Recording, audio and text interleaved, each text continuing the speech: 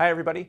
This is going to be a short video on 5 reasons that I believe going back to in-person piano lessons is just not a very good idea right now.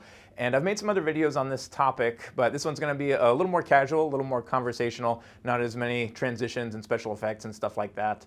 So September is around the corner, and the variation among different schools with what's going to happen is pretty substantial. Some schools are going completely online still for the fall. Some schools are going back to in-person completely with or without some social distancing protocols. And some schools are doing a hybrid model or a combination of the two. And similarly, a lot of music schools and a lot of studios are thinking about how and if they want to go back to in-person lessons, including piano. And this is just going to be a short video about why I just think for piano lessons, that is just not a very good idea right now. One reason, probably first and foremost, is that social distancing is pretty much almost impossible for piano. The only ones that have it worse than us are the singers that really can't be close to each other. But for piano, we really need to be close to one another for the lesson. You know, for in-person lessons, we touch, we sing, we chant, all of that stuff. And with the distance that we would have to be away from the student to be able to make that happen, we may as well just stay online. There's just not really a tangible benefit from meeting in person. And when it comes to wearing a face mask for a prolonged period, that is tough, especially for the teacher. But even when you play the piano, playing the piano with a face mask on is pretty difficult. We use our peripheral vision all the time, especially that lower peripheral vision when we're reading music and playing. Wearing a face mask makes it quite difficult, and having a lesson without a face mask is certainly out of the question. So that's reason number 2.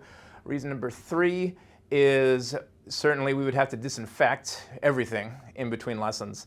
And I think it's pretty much a known fact that being exposed to cleaning and chemicals for a prolonged period is not very good, not only for kids, but also for the teacher who's going to be in the space for 4, 5, 6 hours, maybe even more. So there's a health concern even aside from the spread of disease or the spread of COVID.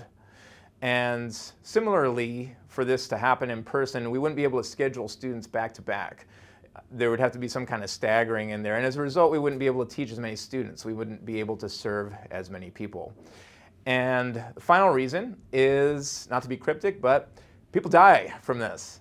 And I think even though things are reopening and all of us want to get to normal life, I think that's something that we forget about quite a bit. And there are always those folks out there that say, well, the statistics are very low. It's only certain people that are at higher risk. But then you see these headlines about people in their teens and their 20s and their 30s that die from this. And if we can't get to a point where we can do in-person lessons and guarantee that our students have 0% chance of dying, it just does not feel good to go back to in-person lessons. And another thing to remember too is that this virus, while it's still out there, it's mutating all the time. So the definition of what qualifies as an at-risk person could change, very well change, in the next few months. Hopefully that's not the case. Hopefully we're going to see the end of this soon. But for now, if we can't guarantee you're not going to die, we are not going to do in-person lessons. I hope you found this enlightening, or at least I hope it'll inspire some interesting discussion. Please do post something in the comments below. I would love to hear any thoughts that you might have, including if you disagree. We are all for good, kind, helpful debate. All right, thank you very much. If you found this interesting, do hit the subscribe button. We'll have lots of more videos, much more fun than this one, and I will see you next time.